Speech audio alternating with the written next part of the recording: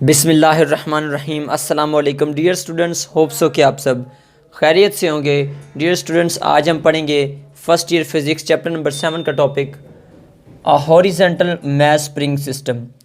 Dear students, इसमें हमने क्या करना है कि हमारे पास एक मैस है, उसको हमने अटैच कर देना है एक स्प्रिंग के साथ और ये एग्जीक्यूट करेगा सिंपल हार्मोनिक मोशन, जिसमें ये इसकी क्या है, एक्सट्रीम पोजीशन है x इज़ इक्वल टू 0, जहाँ पे मीन पे ये रेस्ट पे होता है।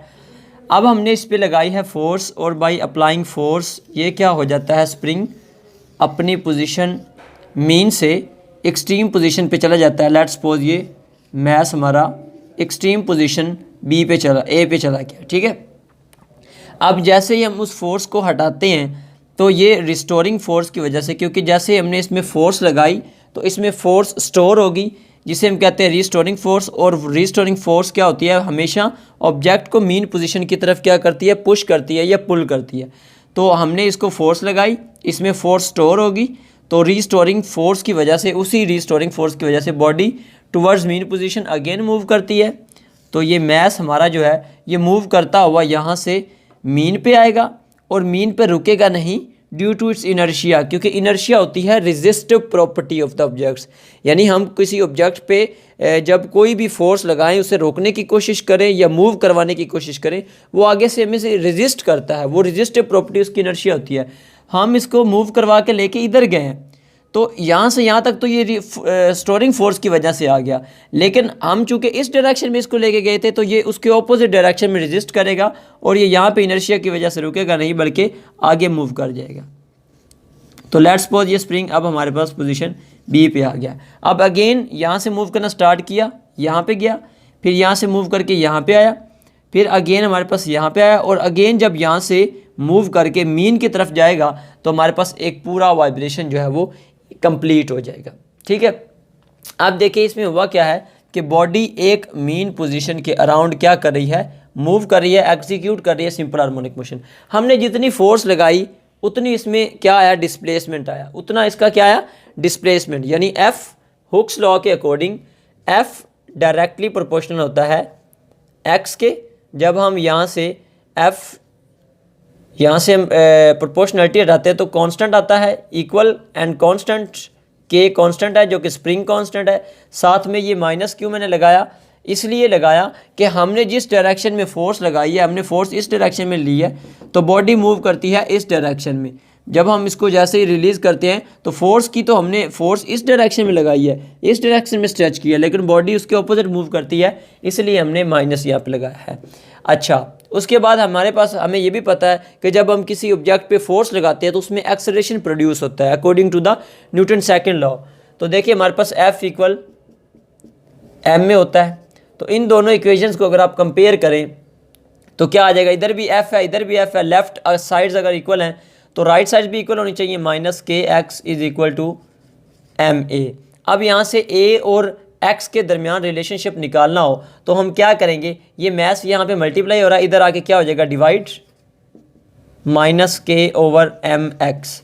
अब इसमें देखें के हमारे पास स्प्रिंग कांस्टेंट है जिसकी वैल्यू नहीं चेंज होती, जबकि एम क्या है, हमारे पास एम मैस है। तो देखिए मैस की क्या वैल्यू यहाँ पे चेंज हो रही है, मैस भी यहाँ पे कांस्टेंट है, चेंज हो रहा है तो डिस्प्लेसमेंट चेंज हो रहा है। इसका मतलब है एम भी कांस्टेंट के भी कांस्टेंट, तो हम इसको यूँ भी लिख सकते हैं a directly proportional to minus x, या इसको a directly proportional to minus x. ये हमारे पास सिंपली एक्सेलरेशन और डिस्प्लेसमेंट का रिलेशन आ गया है। यानी एक्सेलरेशन है directed towards the mean position, ये हमारे पास माइनस क्या डिनोट कर रहा है, यहाँ पे ये रिप्रेजेंट कर रहा है कि एक्सेलरेशन और जो डिस्प्लेसमेंट है ये दोनों एक दूसरे के ऑपोजिट डायरेक्शन में। यानी अगर हम बॉडी को इस पोजीशन की तरफ ले जाएंगे, डायरेक्शन ऑफ द डिस्प्लेसमेंट ये होगा एक्स, तो हमारे पास एक्सेलरेशन जो है वो इस डायरेक्शन में होगा, ठीक है। इसी तरह जब हम बॉडी को इस डायरेक्शन में लेके आएंगे, जब बॉडी मूव करके इधर आएगा तो जब इस तरफ होगी पोजीशन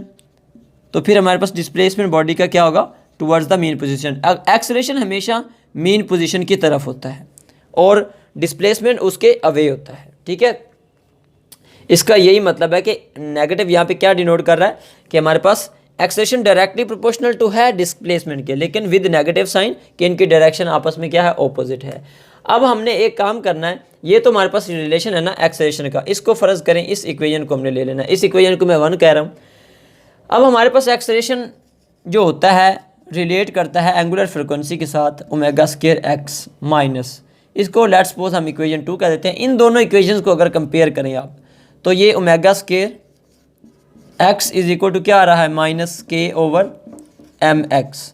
अब यहाँ से माइनस कैंसिल, एक्स से एक्स कैंसिल, ओमेगा स्क्वायर किसके इक्वल आ गया, के ओवर एम। अब यहाँ से ओमेगा की वैल्यू निकालें तो क्या आ जाएगी, के ओवर एम अंडर रूट आ जाएगी। तो ये हमारे पास क्या आ गई, ओमेगा की वैल्यू आ गई, ओमेगा इज इक्वल टू के ओवर एम अंडर रूट। अब हम यही वैल्यू ओमेगा की डिफरेंट जो है वो क्वांटिटीज़ के अंदर एडअप करती हैं, पुट करते हैं, तो देखते हैं क्या रिलेशंस आते हैं हमारे पास। सबसे पहले हम देख लेते हैं टाइम पीरियड में। देखिए टाइम पीरियड हमारे पास क्या होता है, टाइम पीरियड इक्वल होता है, इसको हम देखने के लिए ये भी कर लेते हैं कि ओमेगा हमारे पास क्या होता है, 2 पाई ओवर टी होता है, और यहाँ से टी निकालना चाहें तो क्या आ जाएगा, 2 पाई ओवर ओमेगा, क्योंकि ये ओमेगा इधर आ जाएगा, टी इधर। अब यहाँ पे 2 पाई ओमेगा की वैल्यू ये पुट करेंगे तो ये क्या है नीचे, के ओवर एम अंडर रूट। जब हम इसको ऊपर ले जाएंगे तो क्या बन जाएगा, 2 पाई एम ओवर के अंडर रूट। तो हमारे पास ये टाइम पीरियड का फॉर्मूला आ गया, ठीक है।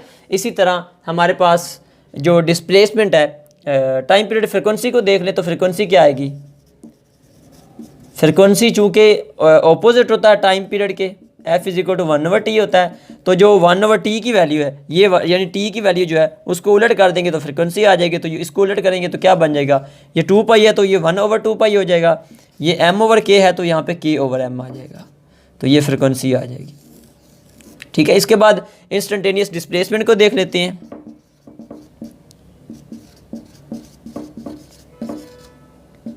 डिस्प्लेसमेंट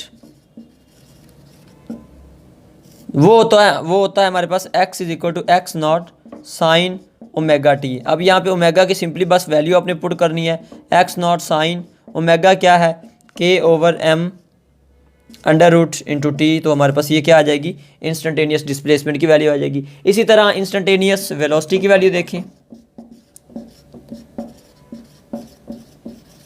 वेलोसिटी की वैल्यू देखें, ये हमें पता है क्या होता है, v इक्वल होता है omega into x not square minus x square.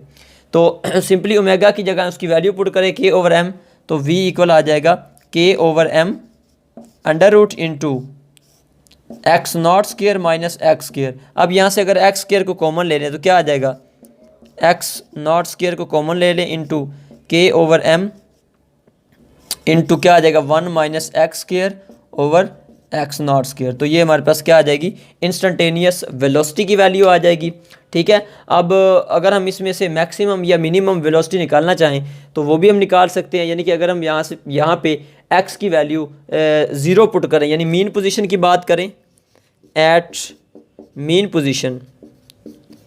Position पे हमारे पास एक्स क्या होता है, 0 होता है।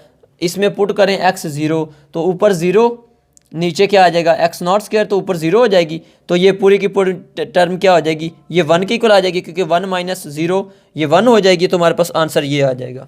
तो एक्स क्या आ जाएगा, v is equal to x not square into k over m आ जाएगा, क्योंकि अंदर वाली ये टर्म तो क्या होगी, ये 1 आ जाएगी, 1 माइनस 0 1 आ जाएगी, तो ये सिर्फ ये बच जाएगी। इसी तरह अगर हम एक्सट्रीम पोजीशन पे निकालना चाहें, इसी को आगे हम अगर हम इसी को एक्सट्रीम पोजीशन पे निकालना चाहें तो क्या आएगा, सेकंड केस में एक्सट्रीम पोजीशन पे निकालना चाहें